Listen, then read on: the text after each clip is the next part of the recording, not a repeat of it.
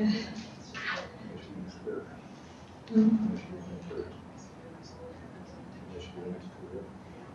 consider it just my retirement plan. Yeah, I used to be tired all the time. Yeah. I thought it might be a good thing.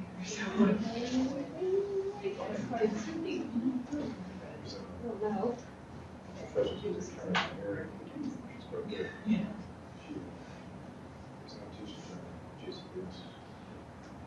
GCC. So I am coming out of the right way. Just yeah, I'm not a gosh, there's typos. Entry level computer labs. It's mixed. I love it, but I also realized some things last semester a couple times.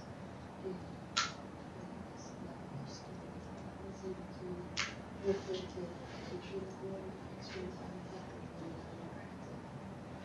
Because the other semesters take it more seriously. Just and we have a lot of experience with are they like half the classrooms? And then half of them, maybe half of them actually read something and knew what to talk about. And then in the beginning computers class, it was I might as well have high school students, but half of them had just finished their school, right? So no to carry.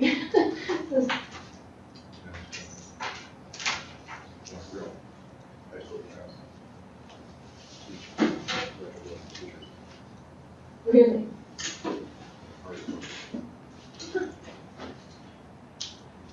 Did you find the app? Did you have a chance to look for it? What's the class? Thank you. They're more prepared than the students than Buddhism classes. Okay. But the Buddhism, they weren't as prepared, but they were undergrad. These were more honors students. They were more prepared. Better discussion in the last semester. So do you have some paper? You should be having some paper. I'm behind, but I plan to catch up this weekend, or start catching up next weekend. I should be caught up in about 2 weekends, I think. I had a 3-week economics course, and we had to do, I think we did 20 chapters in 3 weeks. And we had 3 exams every weekend, and 2 exams last weekend, economics. And it was a 3-week class. 500 level. Yeah. So it was like rush, and then big exam. So it caught me behind on this class, but now I'm going to catch up and then start my paper. So you found one that was... One more day. It's fine. Check the schedule. Yeah, it's fine.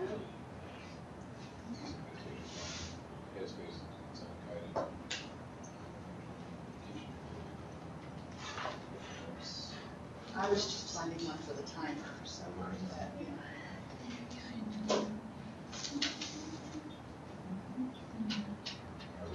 We'll see. We'll check the schedule. Okay. Probably maybe check the schedule. That's fine.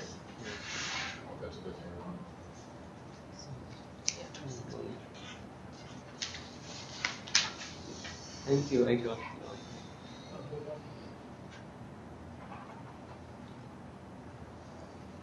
How you doing?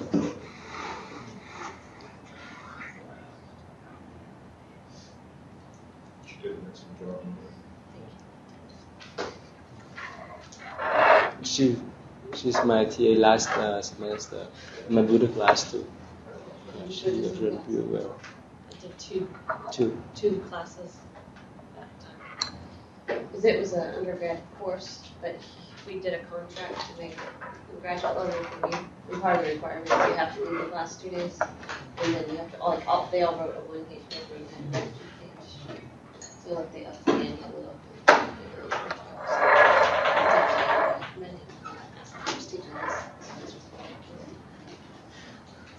Really good. Okay, let's start the class, please. How everyone doing?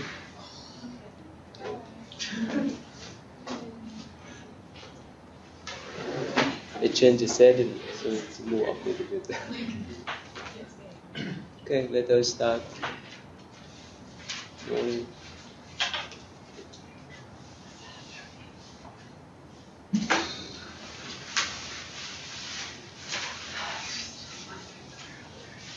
Alright, we start with 1 minute, please.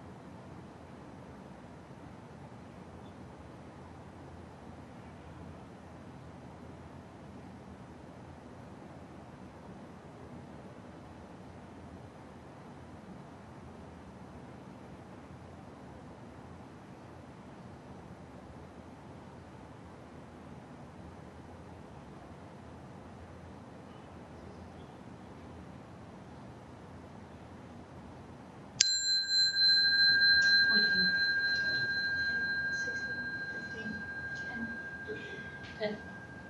2 minutes, please.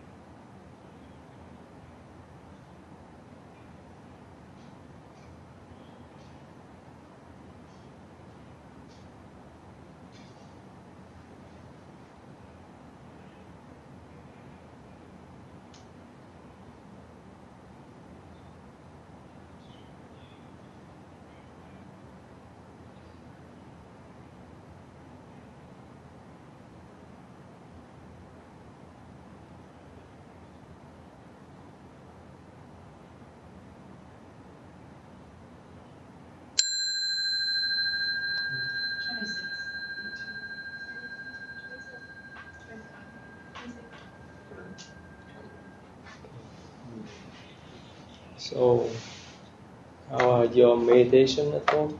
You do some kind of meditation? I've been lacking in that. I need to do it again. I think I like it too much. Okay. How are you? Not well. Not well. I should be doing a lot more, especially because I'm so stressed lately. But I guess I need to just force myself to do it. It's a lot easier to do it when you have time. Okay. But I mean, I can make time. you try a couple minutes, right? Yeah. You try this one? Again, with what I do in the art, it's kind of its own. How are you? It's going. It's not like progressing, but it's not like going backwards anyways. I'm just kind of just right in the same spot. So you slow down a little bit. Yeah. How are you? I've been doing it a lot, so I've been doing it a lot, and I've been increasing the time a lot, and I don't really feel like I even get into a good state of mind for like 3 or 4 minutes, so I've been doing it for about 5 minutes. I've been doing it before I go to bed because I've been up doing homework so late that I can't fall asleep. So Oh, okay. My body scan, but it doesn't work for me. Who are you? Yeah, at night more when I'm trying to sleep and just more mindful. Thank you. Okay, let's start. Today we talk about mindfulness and spirituality. Okay, again, thank you. Thanks for took over my class on Monday. I got back on Monday noon, so I'm so tired. Okay, so how was the class on Monday? So you know how to solve the conflict now, or not? Not yet. It's just the idea, right? At least we have the idea. When we deal with things, when we have some kind of confrontation or conflicts, we know the techniques. It's one of my favorite aspects that we've read about dealing with mindfulness. Okay. Can you give one example? There's a lot of conflict in my household right now, and so it really helps to think about healthy ways of dealing with conflict. And I don't know, it's one of the aspects of mindfulness that I haven't studied before. Like I've studied the personal benefits, and I don't know. I mean, obviously, conflict is a personal benefit. However, I guess I haven't focused on those types of tools enough, and I really love it wasn't an article, I forget what it was like a 40-page description of conflict, how to deal with conflict using mindfulness, and I read the whole thing. It was really interesting, and just provided a lot of help. That's why you can't meditate in your house. What? Yeah, that's why you can't meditate in your house. Why can't I? No, Maybe that's it why doesn't I work. can't, because there's conflict. But it's my fault that I could. Okay. So how about others? So you find any good tools to deal with conflicts?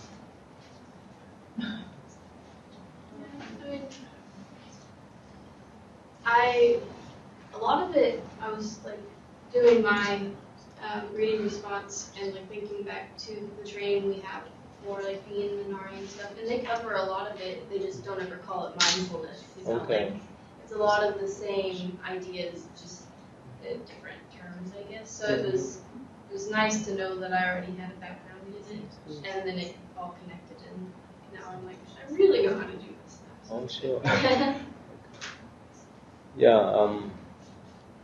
Every day we interact with people. Having conflict is normal, right? Because sometimes we don't know their mind. Sometimes people don't know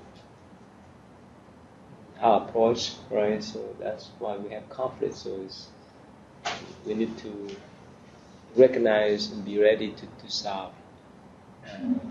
One of the important tools for me, if have something going on, if I don't understand other people, if we are in hot debate or argument, most of the time I like to step back to cool my mind down first. Because when we have anger, no matter what we say, at that moment we say we're right? But later on, most of the time we will be wrong. Is that right? So it's better to step back when we feel that we have hot temper, we're angry. It's better. So let everything cool down. I deal with many people, many situations. So most of the time I step back. So I at least I cool down my mind, plus to cool down the situation. And after that we can talk more. Otherwise, if we right at that time, if we have hot argument, and the more we talk, the more we aggravate the situation, the problem, right? Because like the fire cannot be extinguished. Only the wider compassion or understanding would extinguish the fire anger. So it's better. For me, I'm more experienced. So many times I deal with many people and to step back. If I know, I recognize my anger. I'm still human, so I have that kind of anger too. I think it's so hard when you're in the moment Uh-huh. to do that, and I mean, I don't always admit it, and I know people around me don't always admit it, but when you feel anger or sadness or happiness or any sort of emotion, you don't want to let it go. You know, you like it. You Yeah. want to. That's attachment. So it's better. Yeah, that's attachment. Yeah, exactly. Yeah, you want to engage in that type of. It's like your instinct to not let go. Yeah. So everything is dependent upon your habits. If you build up that kind of habit, you create that kind of momentum. But if you create the habit of withdrawing or stepping back, you can have that kind of habit too. So when I was young, I have that type of habitual pattern, but the more I practice, it's easy for me to recognize it's better. It's better for the sake of everyone's. Otherwise, we cannot solve. And the problem may be more severe, more serious, as we could not solve anymore. Okay, so today we go to talk about mindfulness in spiritualities, and before I go further, how many of you are sincere or serious in spirituality? Okay, all right, yeah. So spirituality is one of the most important part of your life too, right? How about others? You not care much? Come and go. Okay. No, not even that. Oh, is that? Not even that. Okay. All right. That's fine. Everyone has different ways to live. I'm more leaning towards spirituality, but not religion. Yeah, that's what I call. Yeah, Well, you that's said what I call. spirituality. That's so different. Yeah, it's different. Spirituality different from religion. Right. Okay. Yeah, there's Then difference. I changed mine. Oh, okay. Okay. You see, yeah, Language. yeah. Yeah. People, when you say spirituality, you That's associate different. with something. Religion, isn't it? You worship someone else, some supreme beings. But spirituality, it's nothing that you believe or you recognize that you need some kind of protection and so forth, right? So depend upon your definition of spiritual life. Okay. So anyway, let's go to talk about mindfulness in some, not all, but in some traditions. Okay. Who does number one? No one does. I did Oh, number one. oh yeah, please. Let me go back to number one is what's that? Jewish. Yeah, please. Okay, so the Jewish religion has a lot of ritual, Okay. and so I thought that because of the different rituals, they have a lot of prayers, they have a lot of worship type devotional practices that they do on a repeating basis. They have special holidays like Sabbath, Passover, Hanukkah. They have certain things where they could easily incorporate mindfulness and even meditation or contemplation into their practices. Some of the other benefits that I read about for in some of the files you had was that they can become more aware of and acknowledge negative behavioral patterns, transform challenging situations into opportunities to strengthen their character, respond to situations with greater clarity and wisdom. They also have their own words that I can't really pronounce that well that also kind of pertain to mindfulness, like Behira, discerning the critical decision point for our actions, like Anava, humility, Hesed, which is loving kindness. That's very, very similar to some of the concepts of mindfulness, having respect, non-judging, being in the moment. That even their menorah symbolizes the ideal of universal enlightenment, which I found to be interesting. The 7 branches allude to the branches of human knowledge represented by the central lamp. The menorah also symbolizes the creation in 7 days, with the central light representing the Sabbath. And the Sabbath is a day they devote to worship of, their God and the all the practices that they do. And they abstain from a lot of work and unnecessary things that day. So I think that contemplation, prayer, meditation would all be good on that day. It'd help you to be more. The more mindful you are, the more you can devote that day to God. So I think that they also believe that they should maintain respect for all, and they don't just meet to pray, but they also meet to talk and discuss. And they go to synagogue much more frequently than a lot of other religions. They may go several times in a day, especially on the Sabbath. And then they have traditional prayers and Hebrew sayings that they repeat, in repetition, which is similar to like repeating a mantra or in another religion, which I think mindfulness and meditation would work really well with that. It blends quite nicely, actually. Yeah. So that's why many Jewish people, they find Buddhism is so approachable, suitable for their needs, so they can practice Judaism as well as Buddhism too. So they call Judo. Yeah, let me type it. It's a Jewish Buddhist. I used to babysit for a Jewish family, and my mom was very into meditation and Eastern types of spirituality and practices. Their mom?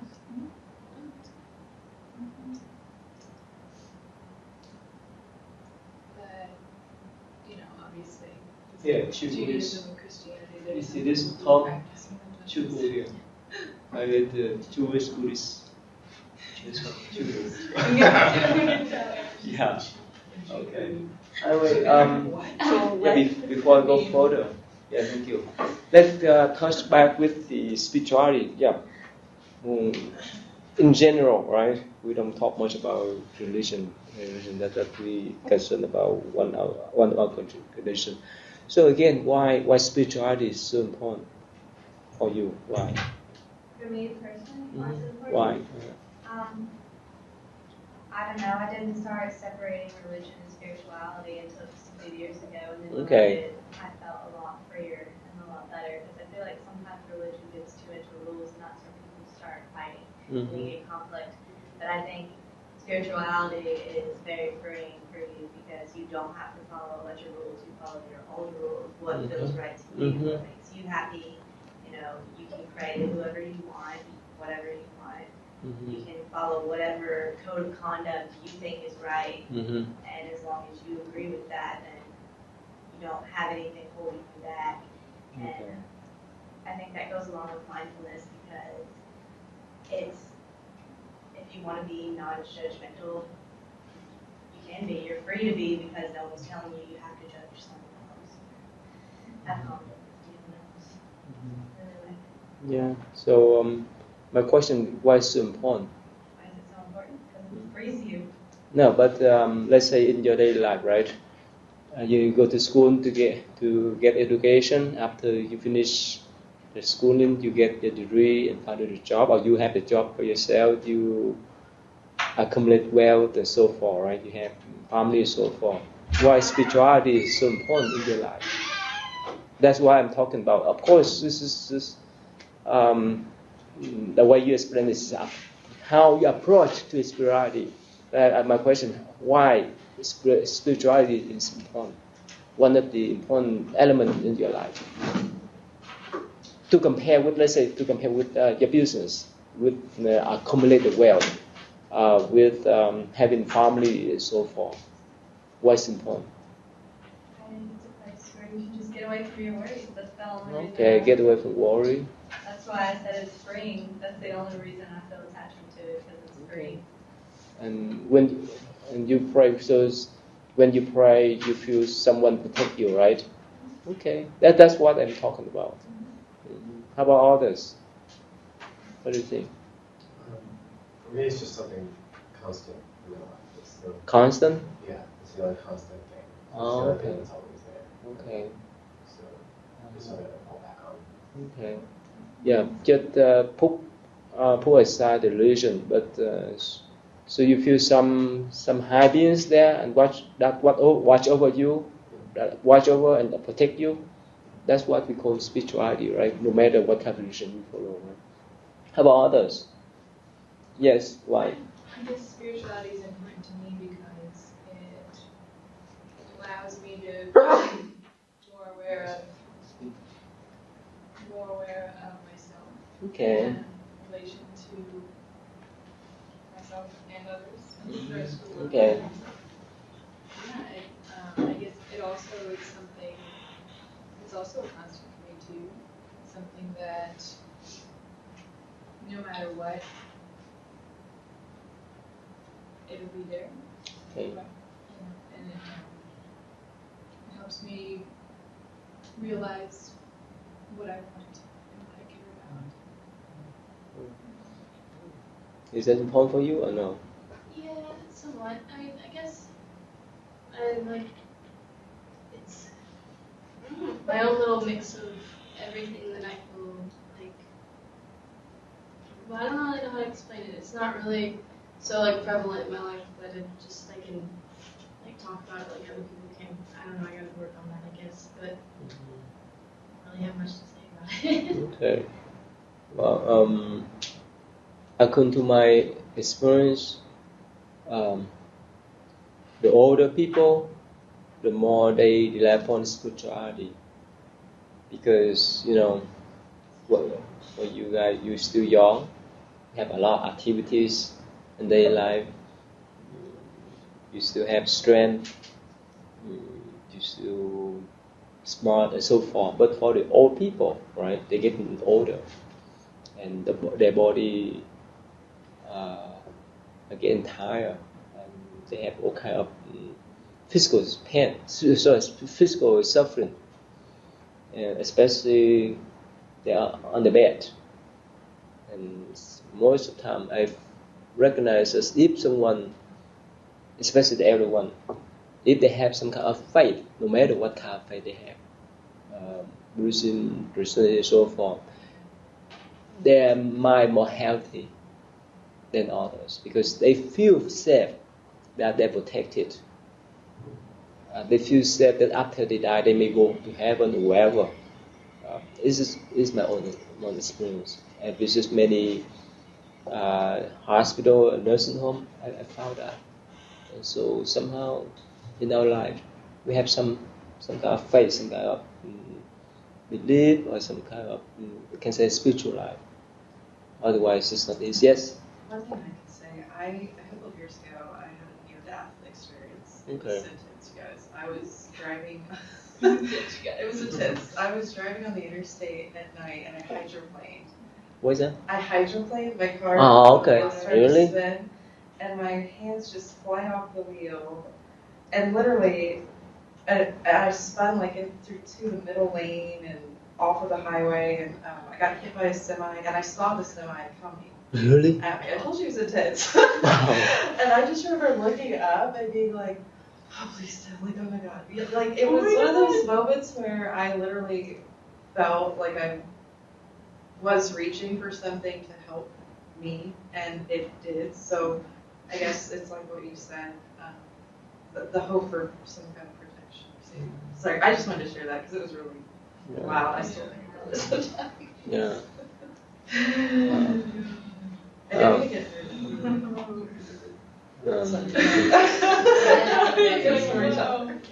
Yes. In normal life, we don't have that kind of inclination, but when we deal with some kind of crisis in life, or accident. Well, it just reconfirmed. That's not to say you have to have that experience, but it reconfirmed. Yes. How important that feeling is. Yeah. To like, even if Just you to don't let go believe, and say, even if you don't believe in like a higher power, you can believe that it can just feel good to feel like there's something there always living your side? When I went to Houston last Sunday, I did the a special celebration about what we call the compassionate Bodhisattva. In Buddhism, that's Bodhisattva is so important. Many boys, you heard about boat people during the 80s? Boat people? You heard about that? Boat people. You don't know that? Huh? They live on boats? No. No. During the 80s, after Vietnam War, right, many people, many boys, many Vietnamese people escaped from Vietnam by boat. Okay. That's what we call boat people, not living on the boat. I just read an article at the doctor's office the other day in National Geographic about this whole tribe of people that live in boats. So No, live in the boats. Most people do this. No, yeah, some but not all. Anyway, so many boys, well, millions of boys, escaped from Vietnam to other country, nearby country, Malaysia, Philippines, so forth. And I was one of them, and we were on the ocean. And you know, if you have that kind of experience, you see the life and death is not much different. Even for myself too, I told many people that that's critical moment, a critical time for me to turn my life around. Because you know, we were on the ocean for 6 days, and I remember that for the 5th day we had I don't know what we call tornado or hurricanes or storm, whichever, and I've seen the huge wave, probably 2 or 3 stories high, and we are just small boat. And at that moment, I recognized life is nothing. One wave could take down our boat easily, and that's my own experience. It's my own personal experience. But many people, they got lost in the high sea, and they were hungry and so forth, and they pray for that Bodhisattva, the compassionate Bodhisattva, and they could get to the other shore safely. So that's why we have that kind of faith. And of course, it's in our Buddhist tradition and other tradition, like Christian tradition or Thach tradition, they believe in Jesus Christ, whoever, to help them in that kind of critical times. Hey, several years ago, I was really sick. Mm-hmm. And I didn't know if it was in the rock. So I went to Chicago, I went to Deep Lake, and I had a hack runner. And I was looking, and I had a lot of, I used to work on Indian reservations, so I lived in power spots and stuff like that. Anyway, so I'm out there looking for my power spot. I couldn't find it. So I went online, there was this log going across the trail. It's a very cloudy day like today. And I sat down on that log, and it feels right. And then don't laugh, but the skies open up. First a few minutes are safe. Yeah, sometimes things go beyond our ability to go to control, right?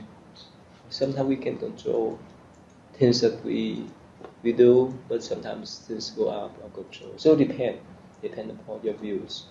So anyway, so that's up to you. Okay, so again, thank you. Yes. How old were you on the boat? How old were you? 17. That's why when I got to the state, and of course I was exposed to Buddhism in the camp, and later on when I went to the state during my freshman year, I reaffirmed myself that I would be monk after graduation, and after finishing my college degree, I went to the temple to become a monk. Up to now. Okay, anyway, so depend upon whichever inclination, value of life that you see or your experience. So you may hit the turn. sometimes. Okay, so let's see. Okay, number 2, please. He's not here. Who does number 2? Number 2 about Jacob, he's not here. yeah. Christian tradition.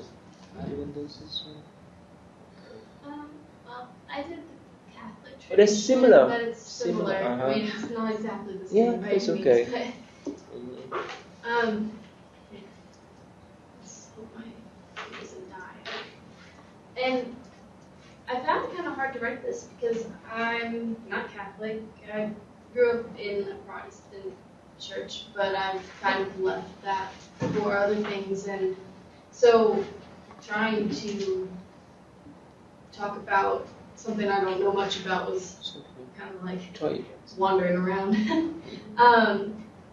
Most things, like a lot of people, Christians, are hesitant to begin meditation because it's not traditional to their faith, and like they're afraid that it could open their mind to evil experiences or whatnot. But some documents have said to respect ancient traditions that have preceded like the Christian faith, and to like do whatever you can to develop a spiritual life.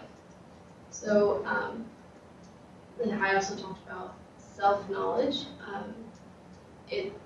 Mindfulness can help you achieve self-knowledge, and it's important to be aware of yourself and your morality so you can shape a Christian life.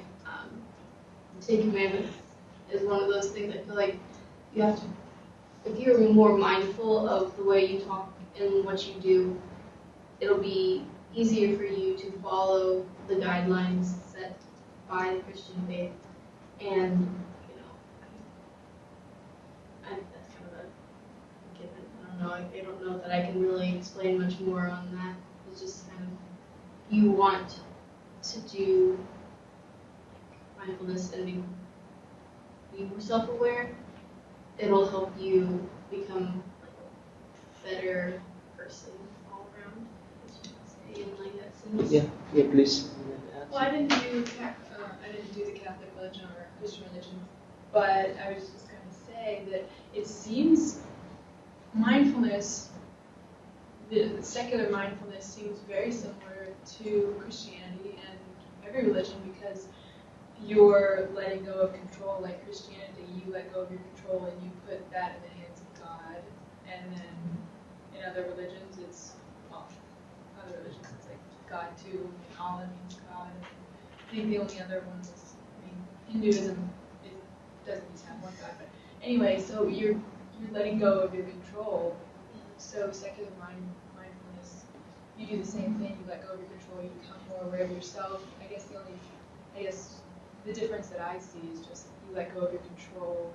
If you're a Christian, you would do that, but instead of, you become more aware of yourself, but in relation to God and your values, but also the values that you hold due to religion. So it's similar, except you just incorporate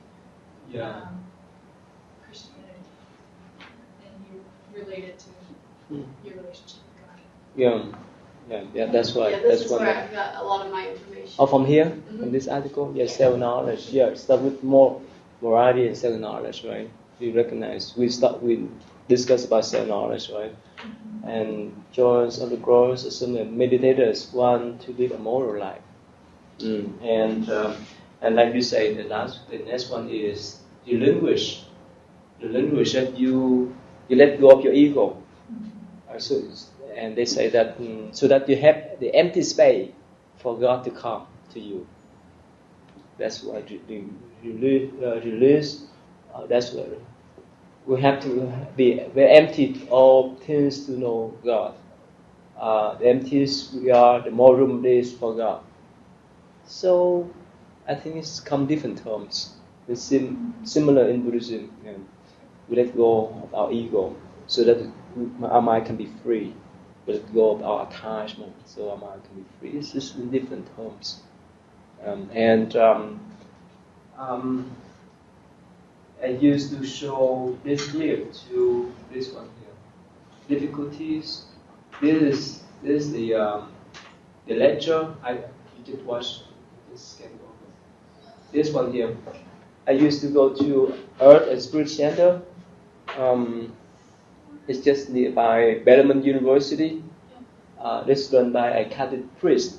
Catholic, they say priest. We go back here. Is one of my own.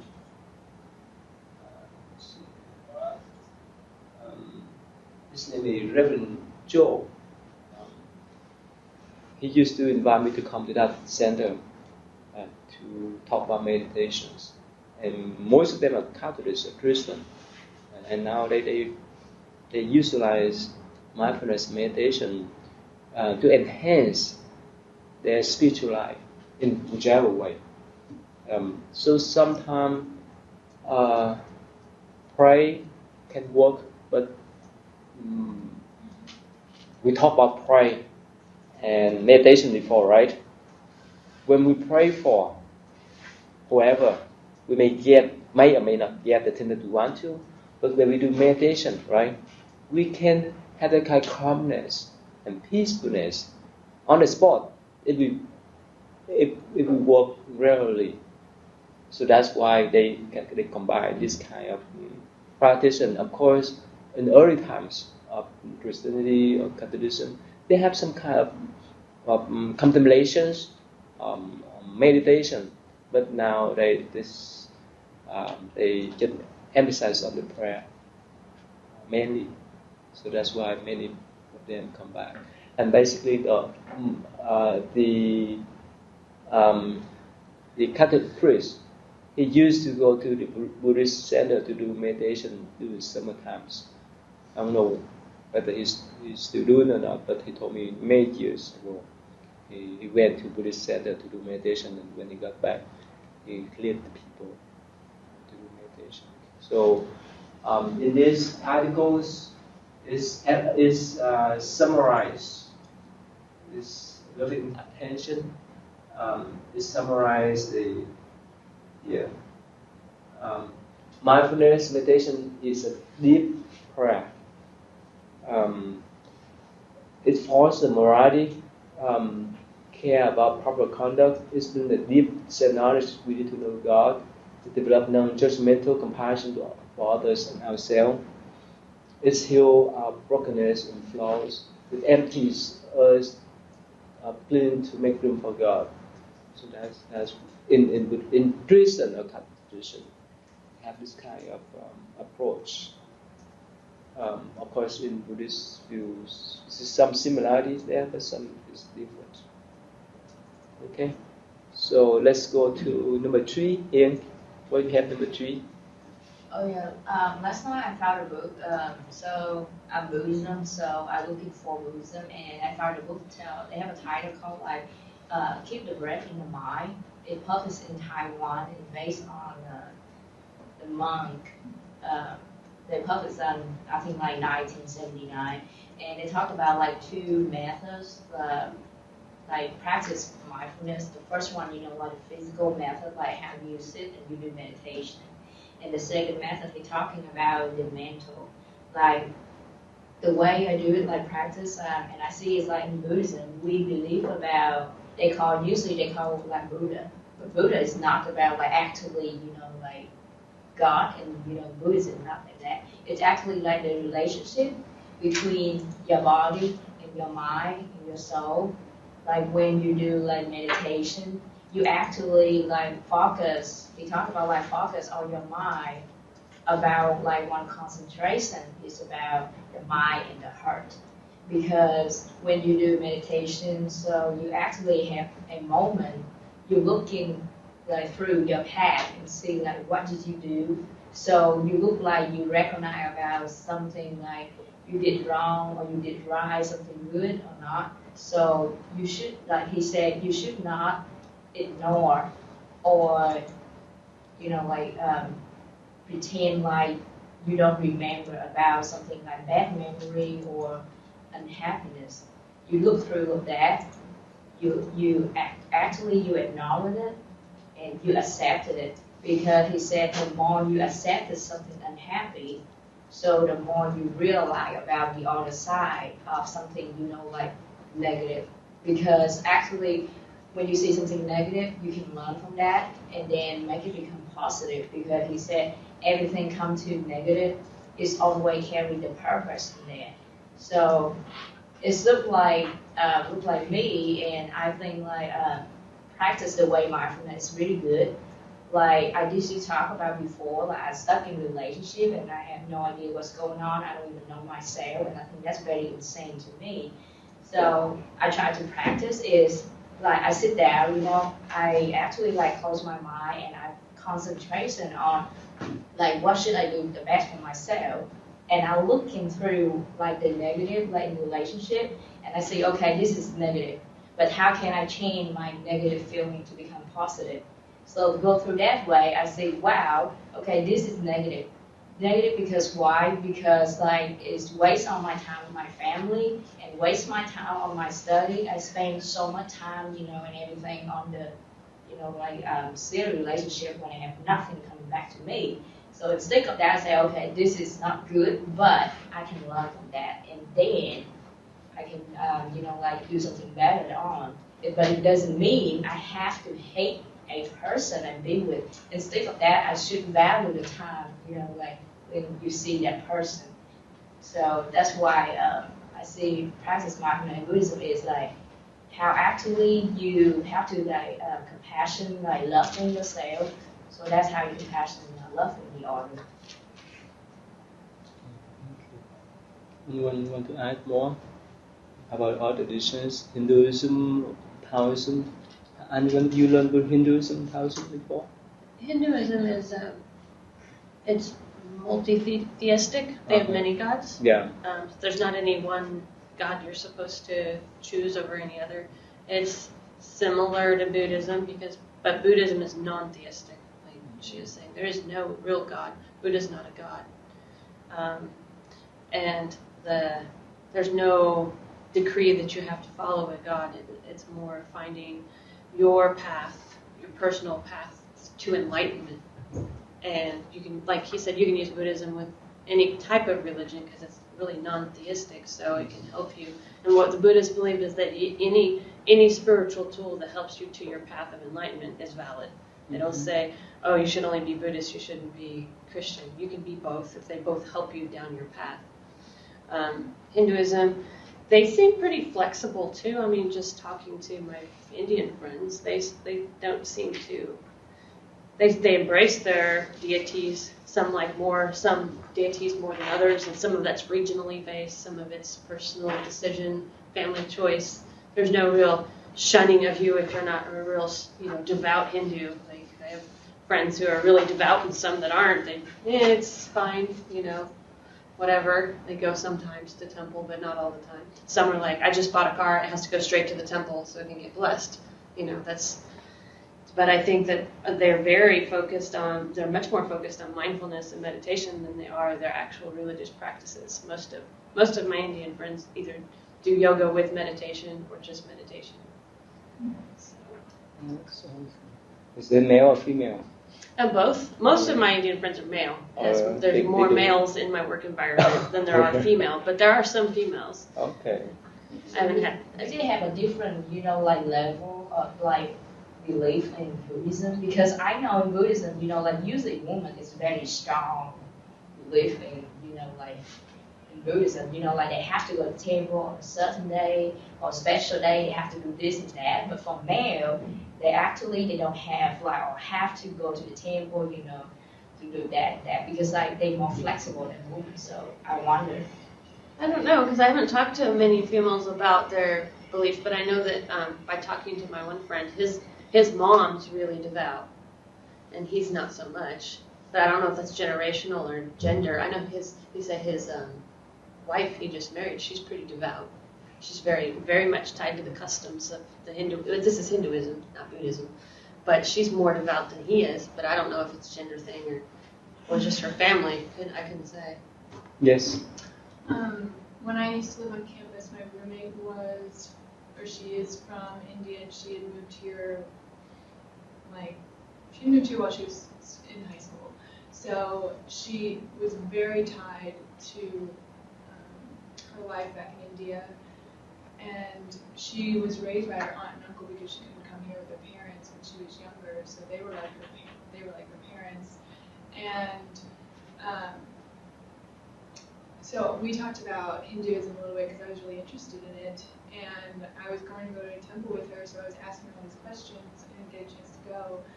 And it was very much like other religions, except for Christianity, where like, I feel like in Christianity,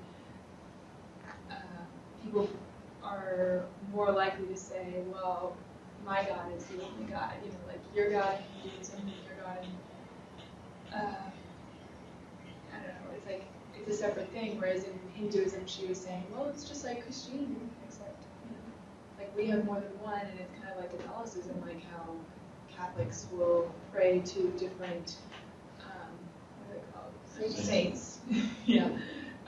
So in Hinduism, you pray to different gods that represent different things, and there are stories that go along with all of the gods, and then they worship. They go to the temple and they celebrate holidays, and in terms of the gender thing, I wonder if that's more cultural. Like, I think that in India it's definitely a patriarchal society. So that might have to do with the practices more so than religion itself. I don't know if the what's it called? I mean, like she has, it's like her Bible, but it's not, and I can't remember the name of it. Sutra. Sutra. Yeah. So she has that next to her bed, and she reads it, and she prays. I mean, I guess meditates. So that's what I know about it. But yeah, so it's. Anyone you familiar with Catholicism? So even now, right? And the nun could not do the prayer, right? So. Like in church, they can't lead the prayer. So this is back then. I mean that. Let's say, you look back 100 years ago. So that's common in the East and the West. That women could not have much right anywhere in politics, in religion, and so forth. So now I just read an article that just talk about even Obama who had some kind of like Secretary of State when they met the Pope. Actually, the Vice President Biden. He advocates, he support the nuns, the Catholic nuns tradition in the United States, but somehow they would left out in Catholic traditions because they are nuns. So anyway, so it's common sense. It's common in the East and the West. It's common in the West too. Yeah. But up to now, if you pay attention, if you have the observation, in other traditions, most of the time, people come to the church, what they call church or temple goers, most of the time, ladies. Right? In Muslim, I see many men, but in other traditions, most traditions, we see more ladies than gentlemen. Yeah, and that's a question. That's a question. Some of my young students they ask me why. Why is that? Why is as many women come to the temple or the church than the men? I think it might be because in many places, East and West, and this is a generalization, but I think it's pretty accurate, that the women tend to care for the needs of the children more, and one of those needs would be a spiritual or moral guidelines that you have to teach the children.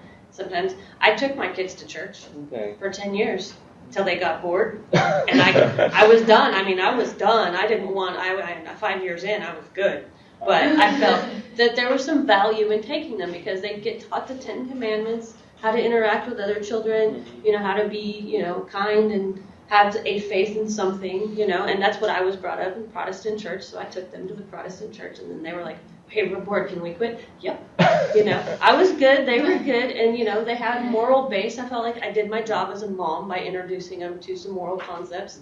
Other people believe in this too, see, but now they're open-minded. They don't have to, they're not just Protestant or whatever, they appreciate other people's viewpoints and stuff. So I think that might be why you see women. That's one reason. Yeah. Yes. I guess my argument would be, I think that women are expected to be the teachers of morality. Not always, but it definitely started when women started becoming teachers. Instead of men, and we became teachers. Anyway, but my argument is that you might see women more in those types of settings because culturally women are more internal and men are more external. Usually, that's a generalization as well. But you kind of expect to see, at least in Western culture, I see that a lot, and you see it in the media, and you see it, just like the way you represent men is like they're more.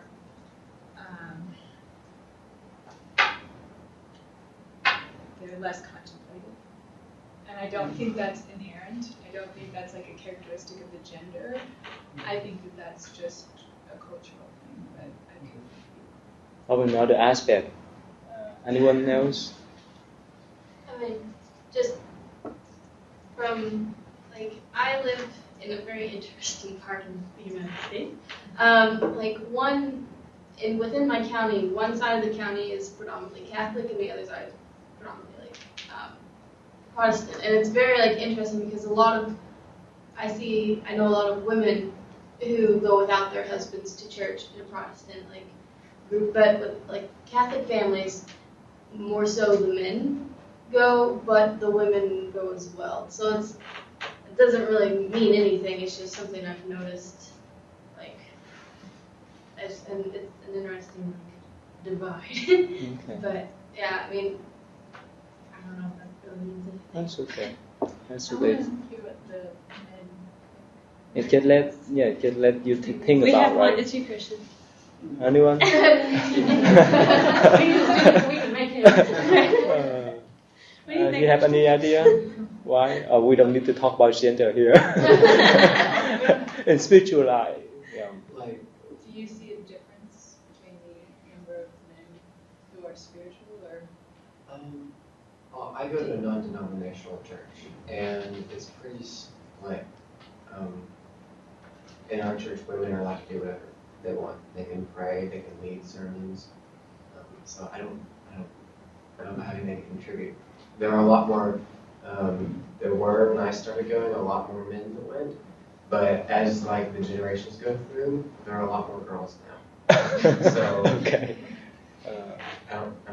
It's always been split at our church. So I don't know. I think sometimes in Western culture, here in the U.S., I don't know about anywhere else, but men, a lot of times, we teach little boys you can't cry, you can't have feelings, so they feel like having a religious or spiritual attachment would make them weaker. So I think a lot of men just think I don't need that. I can do it on my own. That's how my family is. A lot of the men at home are really into it, but then in public you're no, I'm strong. I can do it on my own. Okay, good. They tend to be strong, right? Yeah. But internal, not that one. Okay, yeah. That was kind of what I was trying to refer to, but I didn't say it in the exact same way. But the cultural thing, when I meant what I meant by the culture sometimes tells us that men are more external. What I meant is if they're less, women are more internal because they are allowed to be in touch with their emotions, whereas men are oftentimes ridiculed for it, especially growing up, and I think that stays with you even if you're not aware of it when you're older. That impacted you a lot when you were younger. Girls are allowed to cry, boys aren't. So, how difficult would that be if you grow up being told you can't feel certain things, and then all of a sudden when you get older and you're a man and you're encouraged to feel certain things and you don't necessarily. There's many different aspects. Okay, let's just move on to number 4. Anyone does number 4 Islam tradition? No. Okay. No, no one did 4. Yeah, in the Muslim Islam tradition, they have that some type of meditation too. And don't they pray like many times a day? yeah, that's prayer. That's their prayer. Yeah. When we talk about meditation, they have some kind of contemplation, and even they divide into many different states. For example, what they call state Muragaba. The first one is about the sleeping state, and there's this one somnolence, sleep state. I don't know. Probably when they sit there, they may fall asleep, or whichever. I don't know, but that's the first state. The second state is sleepiness from meditation degrees when the conscious mind is not suppressed by sleep and is able to focus. The second step. Maybe this been focused. And the next one is become a deep, is a hisbit at the side. So they have some kind of concentration there, and they be more focused, and they have their spiritual eyes is activated. Activated? Yeah, right here. This is one, and this one, and this one is the stage where men start information that most people are unable to absorb. So, and this one, when people can get any more information about any event, and there's a step. People can see anywhere in the universe and so forth, and they pick up Shadwood, the co-father. And somehow, when I read this part, it's similar to Buddhist meditation. The deeper you go into meditation, you have some kind of psychic power. You have psychic eyes. You can see, according to the Buddhist experience, is what we call some arhat or holy men. They could see far, thousands, a million miles away, and they could hear. Actually, we put this way, it's probably beyond our thinking. But when we calm our mind, let's say in this room, if this room is so quiet, right? Everyone keeps silent, we can hear the voice out there, right? When we talk too much, when we have discussion, we don't hear that voice out there. You see, so when our mind are more calm, when we are in deeper meditative state of mind, we could hear, we could see things that beyond our normal sense hearing, and that's what we call second eye, second power, and so forth. And somehow in Islam tradition, I'm surprised when I read this. It's so similar. So probably they nowadays, I don't know how many people are still practicing, but most of the time we think about Muslims, they think about praying, right? But that's not the case. Yeah. Okay. Then the next one. Let's move on then. Number 5. You cover? I actually had that one. Oh yeah, please. Can talk more. I know we talked a lot about it, but I was raised Catholic, so I went through all the reconciliation, first communion, confirmation, all the big words. Okay. But anyway, I was curious to see. I read Mindfulness, a Christian Critique, which I think Catholicism kind of falls under that umbrella. So, and they were really they focused mainly on what mindfulness is and sort of compared it to Christian belief and maybe how you can implement the two things. And they said that, and it makes sense, that sort of being aware of your present moment living in the moment is very true to most Christian belief. I wrote down a quote that I really liked. Therefore, do not worry about tomorrow, for tomorrow will worry about itself. Each day has enough trouble of its own, which makes a lot of sense. So kind of this idea that Christianity or Catholicism sort of alludes to the fact that you have a wise heart, you know, a proper time and procedure for things. There's like a time and place for everything kind of thing. But they did have trouble, and I thought this was interesting, with like the non-judging aspect of mindfulness. The authors actually wrote, a problematic issue arises, however, in mindfulness due to the fact that it promotes a non-judgmental view of one's thoughts. Although mindfulness does call for one to be attentive to one's thoughts, the non-judgmental stance runs the risk of being unaware of a more objective view. And it continued by saying that perhaps at the extreme, a non-judgmental stance runs the risk of leaning towards desensitization or numbness to the truth. And I thought it was really interesting, so I had to like ponder that for a second. And I think really it's not the thought or the experience itself that's good or bad that you should attach judgment to. I mean, I think you judge things based on your.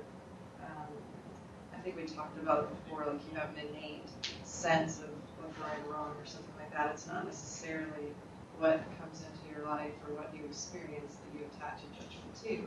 But I thought it was interesting that they said that. And actually at the end of the article, they really hadn't resolved.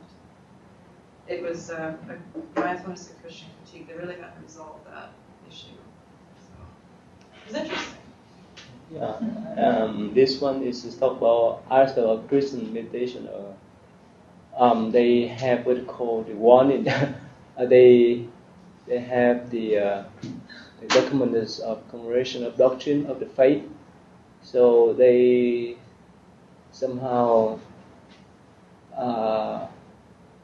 this is structure and mention somehow that Christian meditations, Catholic meditation is different from New Age or Eastern meditation in the way that when you contemplate or when you do meditation, you have to open your mind to the Holy Spirit. That's what they say. That's what is a bit different there. And that's why they put this as the warning.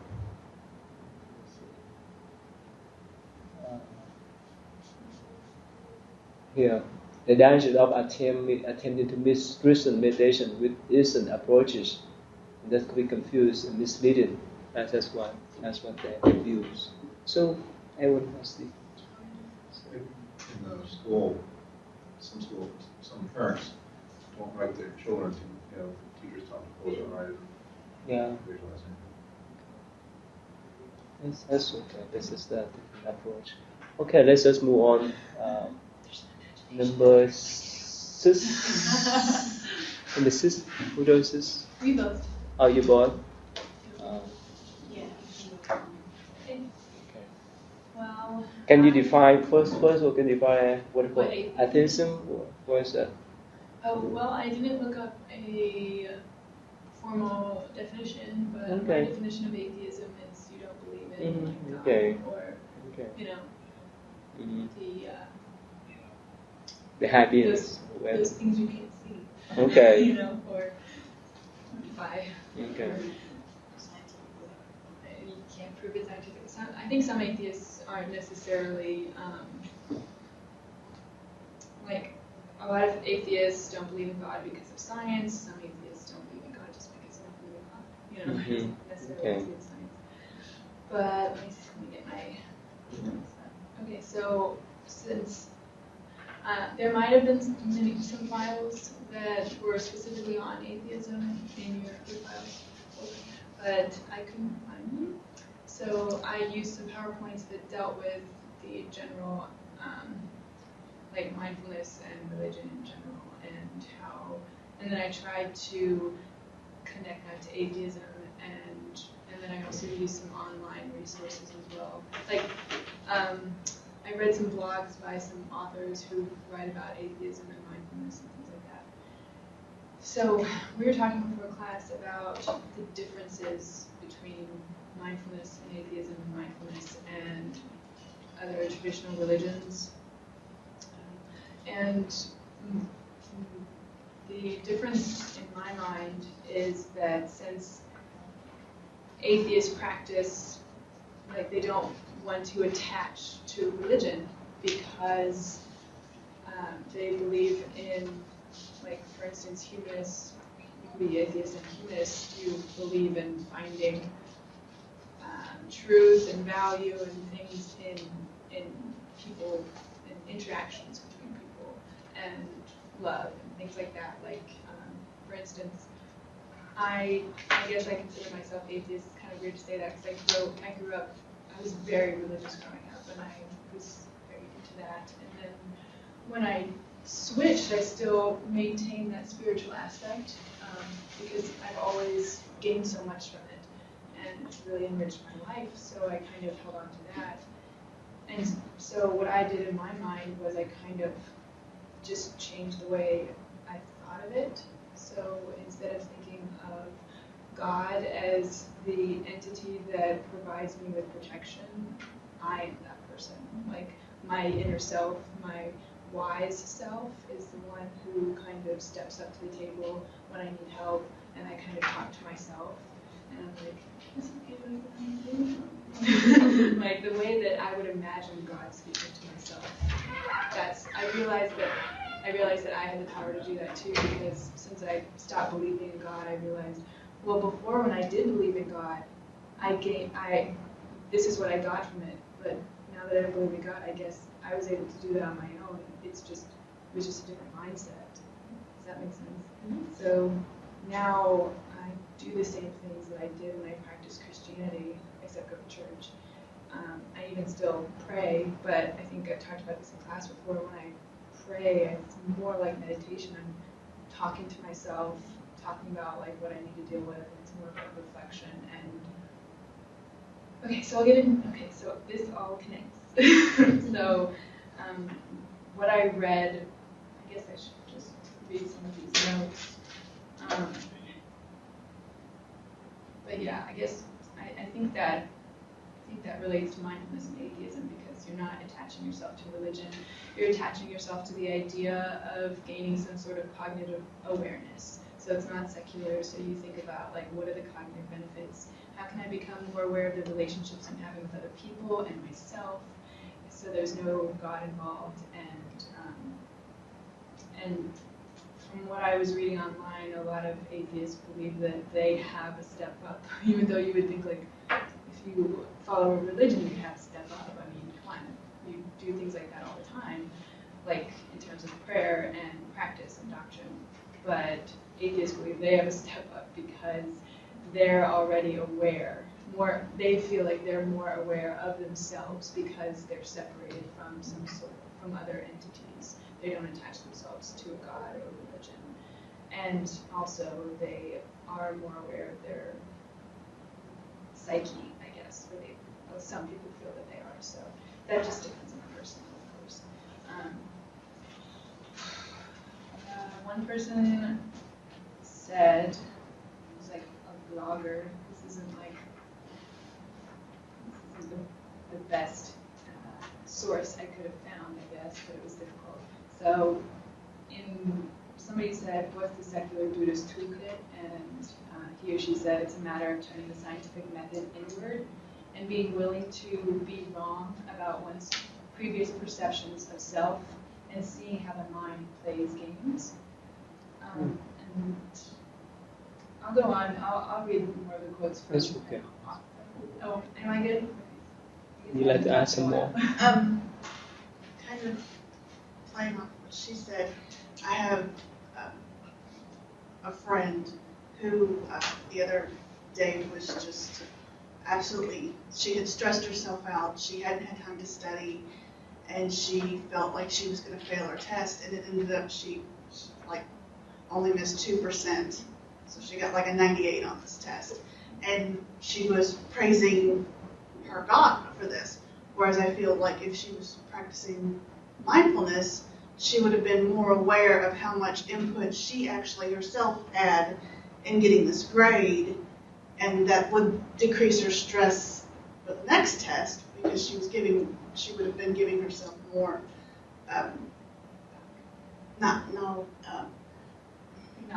acknowledgement of her own skill, abilities. Yes, thank you. So that to me, that's where mindfulness and atheism helps you be more aware of you instead of giving on to some other power. Yeah.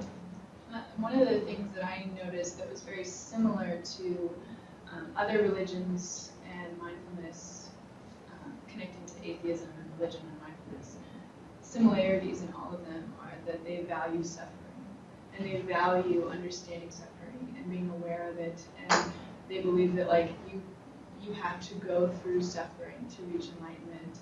And one of the PowerPoints that you had on the files had quotes from religious leaders, had quotes from famous authors and political activists, famous quotes from philosophers such as Friedrich Nietzsche, who is famous for saying like God is dead, and all these people are in agreement that suffering is necessary to reach the wise mind.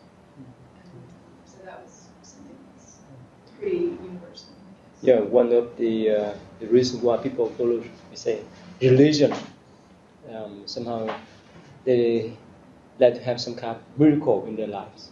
That's what they pray for, right? But of course, mindfulness is a bit different. You here, you now, you acknowledge that you have that kind of insight, of wisdom mind, a wise mind, so you can deal with the situation instead of waiting or seeking or asking for a miracle. So that depends upon the people views. Let's move on number 7. Yes, please. This one's kind of hard because all of the different tribes have different beliefs. I'm in H104 in the honors program. I did my whole year-long project on the Native Americans, and also my grandmother was full-blooded Cherokee. Oh, really? And yeah, from the tribe in Carolina. And she was blind. She started going blind when she was really young, so she was a really spiritual person, and she lived by herself. She did everything by herself. She didn't ever want help. And I spent a lot of time with her when I was a kid.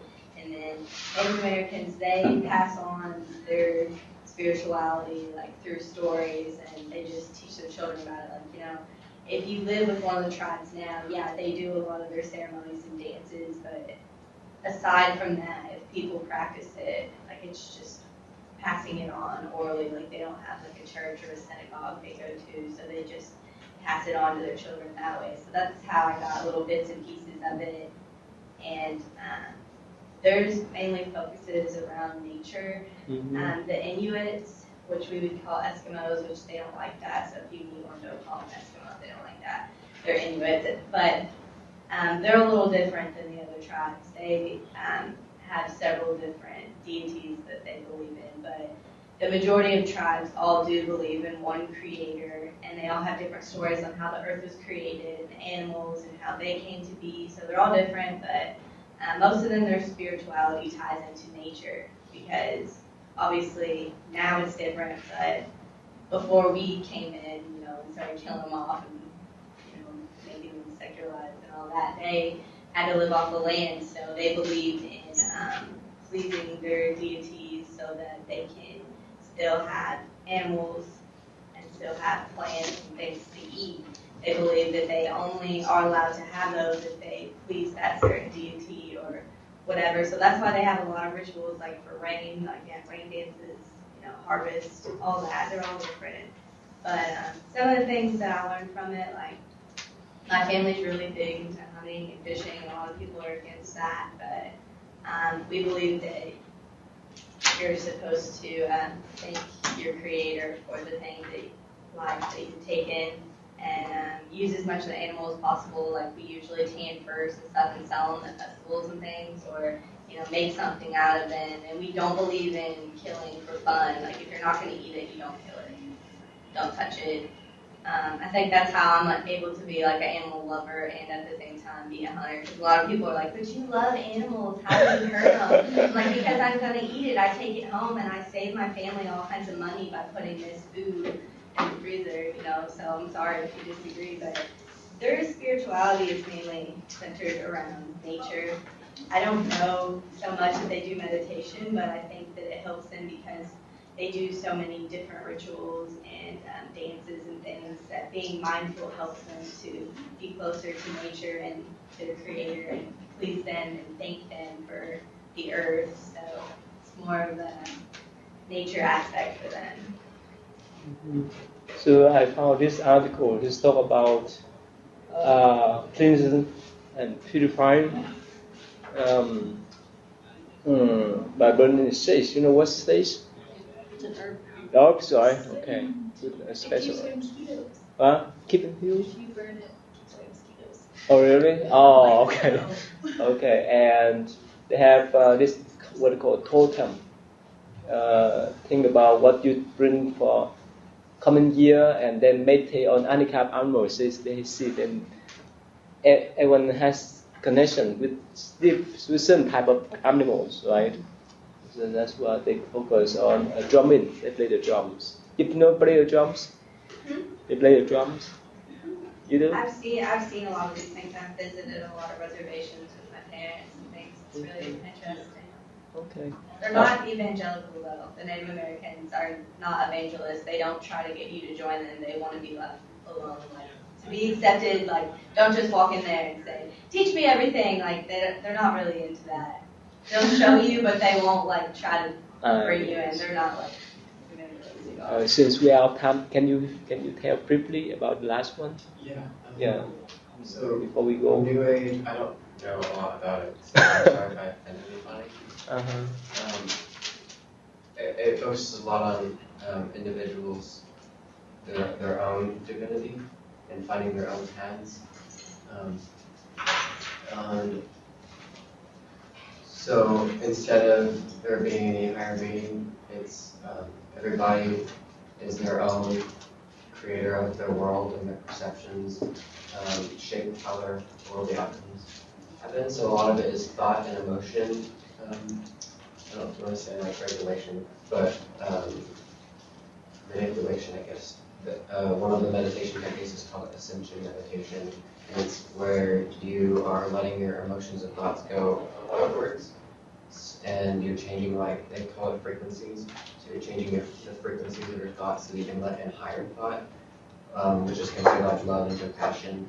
And so you're letting all your negative thoughts flow upwards, which is, I guess, the ascension part of it. And then that way all the higher states of being can come into your life. And so you're finding your own way without relying on anything else. So somehow atheists and New Age people is similar, right? So they don't have any kind of notion of God, right? So that's right. Okay, now the next one we talk about mindfulness in hospital. So especially you heard about the virus, what do you call Ebola? Yeah. Yeah, it scare people, right? Okay, yeah. Okay, so you're welcome to choose. I just did it 4. I didn't even. Okay. Pick the one that you like. I didn't even. You can still do it. I know, but I like. You're gonna do them all anyway. Yeah. Okay. So you want to do? Yeah, 4. Okay, 4. How about you? 6. 6. 2. Yes. I do 2. I do 2. Okay. Alright. So. Maybe 5. Okay. Yes. Do you mind if I do 2 as well? Oh, 2. 2. You have 2. You have 2, right? Can you do different one? Well, I've already written down. I don't know.